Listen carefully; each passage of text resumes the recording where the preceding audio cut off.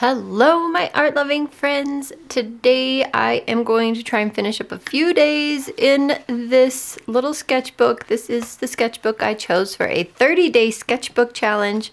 Got a little bit behind, but I'm going to catch up and finish it today, and then we'll do a little tour of the entire book. So first of all, this is a Tobio's Winter Wonder watercolor workbook, and every other page has a little painting already drawn on it so that you can just paint away without having to draw. However, all the in-between pages were blank, and I had a 30-day sketchbook challenge that started January 1st actually, and there were 30 blank pages in here, so I decided to use this cute little thing, and if I had extra time, I would go ahead and paint some of the scenes. I think there's only 2 painted scenes, so didn't have a lot of extra time. I left home on January 15th, and this is the little kit I put together to take the sketchbook with me. And I have some watercolor pencils in here, as well as the sketchbook I just showed you, and a water brush, a fine liner, a pencil, a little watercolor kit, and some absorbent towels. And the prompt I am starting on is day 24, although I had finished a couple after this, I believe. This is the prompt Nighttime. This is the 30-day sketchbook challenge by Susan Yates. It is very fun, very supportive. It cost me about $34 US. And I think paying for a sketchbook challenge actually makes you want to complete it more because you have something invested in it. You can see I started this prompt with watercolor. Those are my Paul Rubens watercolors. And I realized I would have to make too many layers to make it as dark as I wanted. So I pulled out my Artex SimTap markers. These are very juicy, and I covered both the top and the bottom of this sketchbook with this dark gray color. I figured this would give me a great background for the prompt Nighttime. Once the bottom and top were completely covered in the acrylic marker, I brought out a jelly roll. They are not my favorite white gel pens, but is what I had handy, and I do want to use them up to put in the prompt. Now for these prompts, even though I am not finishing them on the day they are actually completed, I am putting the date for the prompt for that day. So this was the prompt for January 24th, and that is the date I put in there. So that may be a little confusing later, but since I did finish these up before mid-February, I don't think it's a huge big deal if 5 years down the road I'm looking at these dates and don't remember that I put them for the prompt date and not the date they were actually completed. So I went ahead and continued with the acrylic marker theme and just use them to finish up this scene. It was very fun. I like putting the light colors over a dark background. It's something I'd like to do more of in the future. The next unfinished prompt was architectural detail, and I didn't really feel like doing window scrolls or anything super fancy about architectural buildings that were really neat. But when I put the search term into my phone, I found some stairs that popped up under that search term, and I really wanted to do those, so that is what I did here. I used my Paul Rubens little mini watercolor set and just put in these stair details and called that good for architectural detail. The next unfinished prompt I had was a piece of pottery, and I did already sketch and paint in the background of this piece of pottery, but I needed to do some of the finishing details. So I used my jelly roll for this as well. Again, not my favorite gel pen, but I had it handy and I do need to use it up. And it worked just fine for this very dry watercolor here. And I just added in a whole bunch of these cute little designs, hoping to make this look a little bit more finished. Jumping forward, here is how I considered it done. And that was the prompt for day 27. Moving on to the next unfinished prompt, day 29, which was your town, city, or village. And I still had these SimTap acrylic markers out. So I decided to use those for a little mock-up of what, when I picture my little town, what it looks like down Main Street.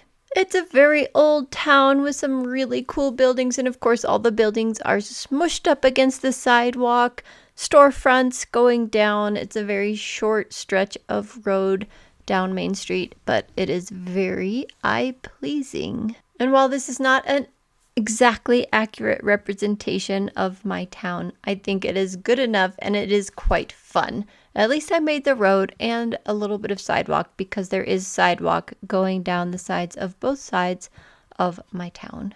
And since the entire town is just surrounded by fun mountains and trees and forest and all of that, I just scribbled in some of the background there to kind of indicate that that's how this town ends. It goes into the forest. Once I was all done with that, I just did some labeling. That was the prompt for January 29th. Only one day left to go. The last day, the prompt was celebration, which is so apt. And once you get these SimTap markers out, they are kind of addictive and you never want to stop using them. So I just kept using them and I put in the words here because I didn't really feel like drawing a party hat or anything like that.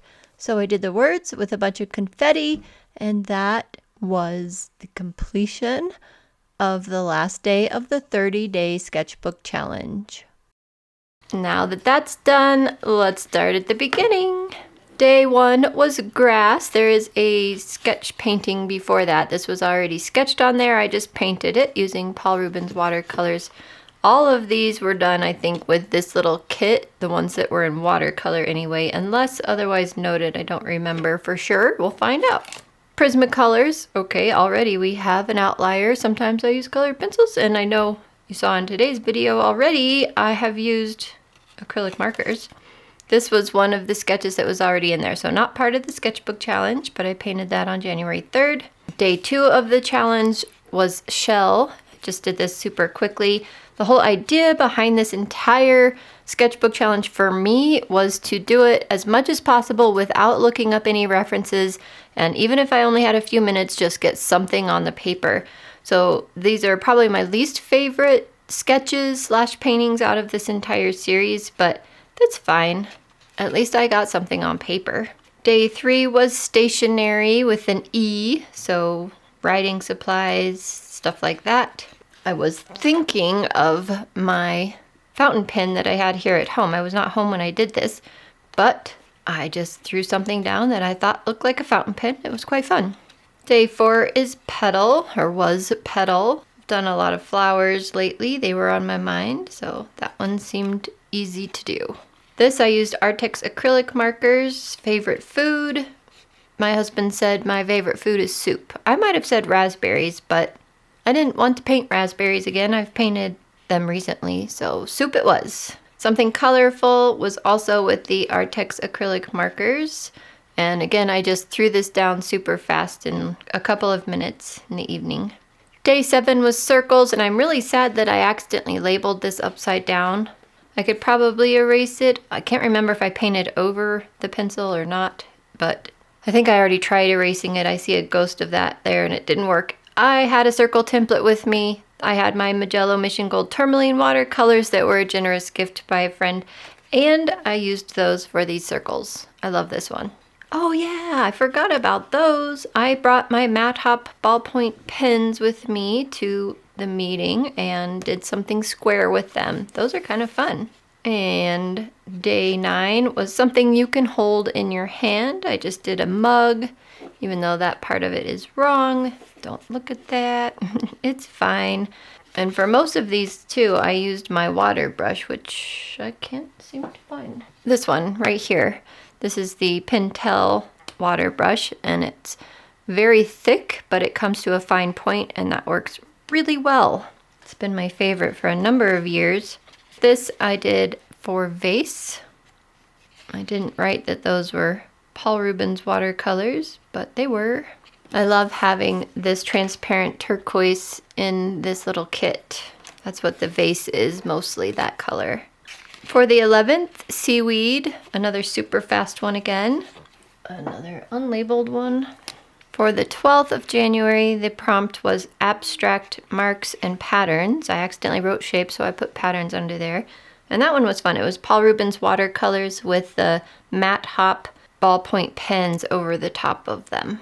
The prompt on the 13th was in the kitchen, and I had my hot cup with me, which is this one right here.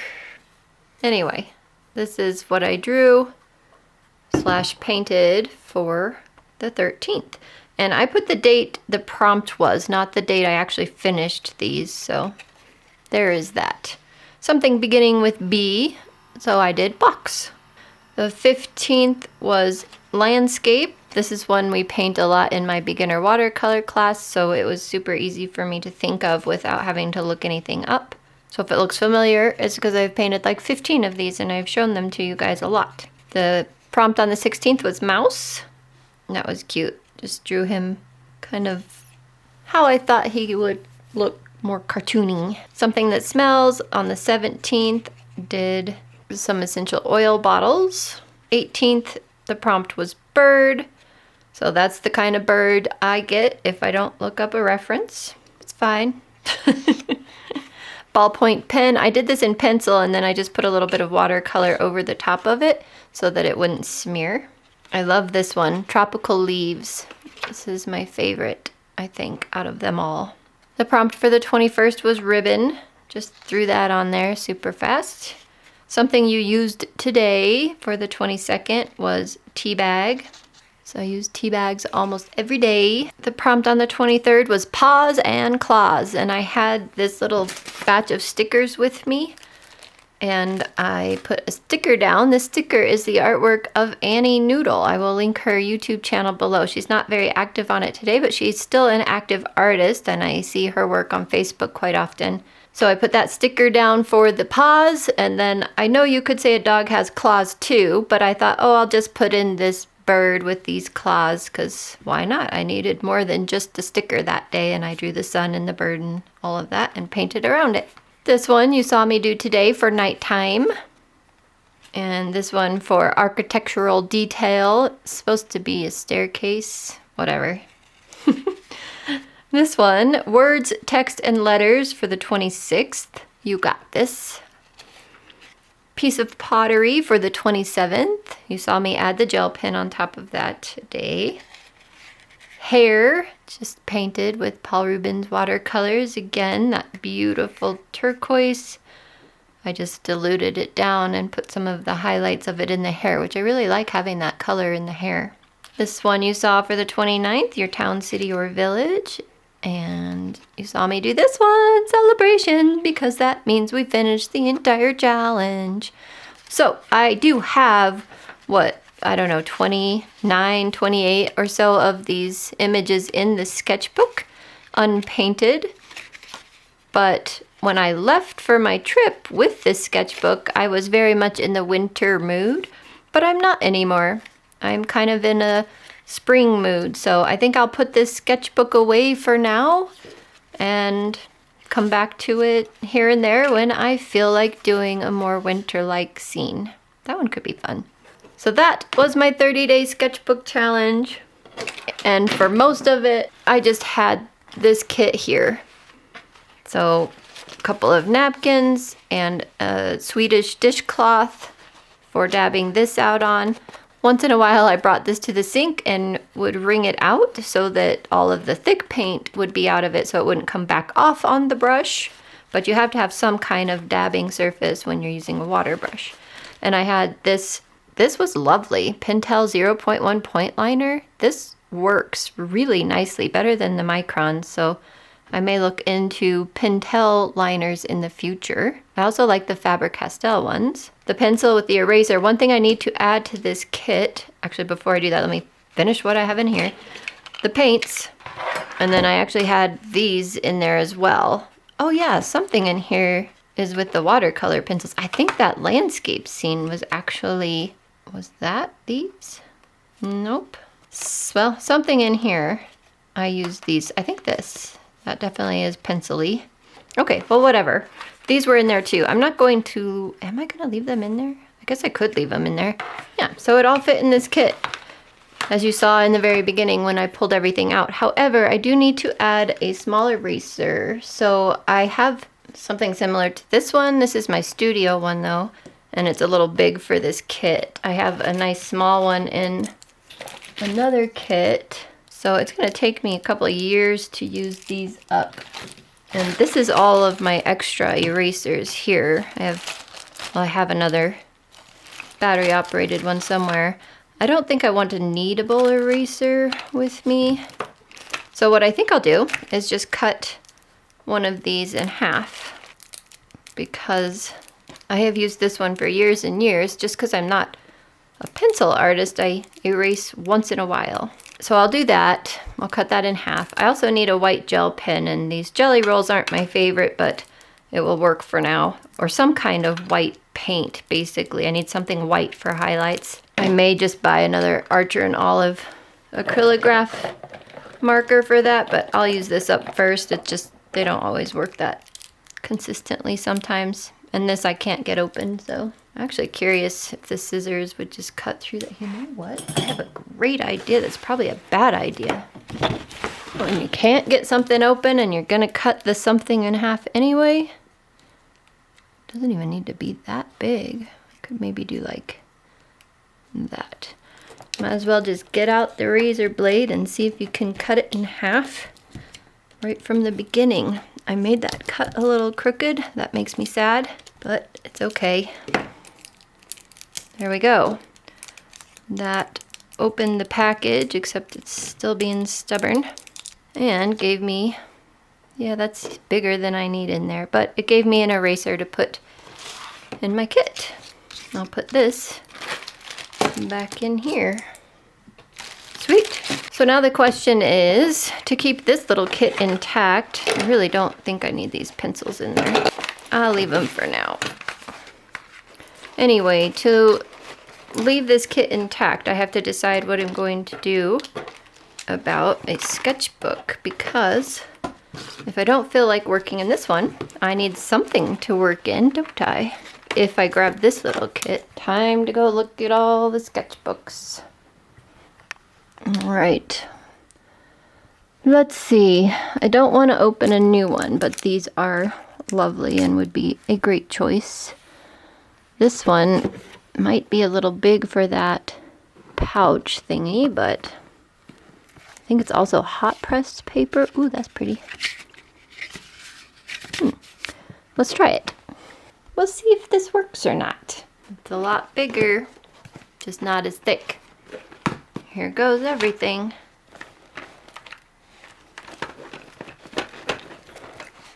Take the watercolors out for a minute. I also don't want this to be like hard to use. What else? My eraser's in the way. All right, this would have to be in a certain order if I keep those pencils in there. Then that, then that. Hey, it's a little thicker than I like, but squish it down. That works. That's not too bad now that I squished it down. I guess we'll keep that pink one in there for a while. I really like the idea though of having something with a picture already drawn in it, and I have two others of these. All right, I have the autumn and the beginners. Autumn I am not feeling yet because it's February. Let's see what the beginners looks like. So, oh, these are the ones that are really hard to see. Flowers, fruit. Oh yeah, that's definitely going in there. There. All right, now we don't even have to worry about space. Okay. And then they have blank pages, so if I want to paint my own thing, I can. Well, thank you for bearing with me while I went through that process in my own mind. And I hope that has inspired you to have your little on-the-go kit and to maybe work in a sketchbook as often as you can. Thank you so much. I'll see you in the next video. Bye for now. Yeah, like I said, when it comes time to pay for it, you would, but that's what he said. Is if you would, whatever it costs to get out of it, is covered.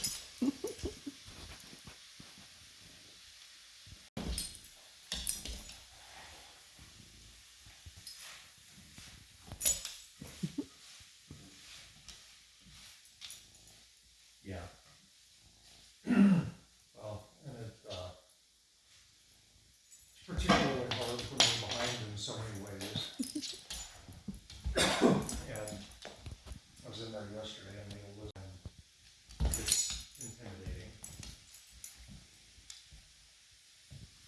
especially, you know, like basically a week of production work. Yeah. So basically, that stuff is. Once in a while I would take this to the sink and really wring it out so that it wouldn't be so painty.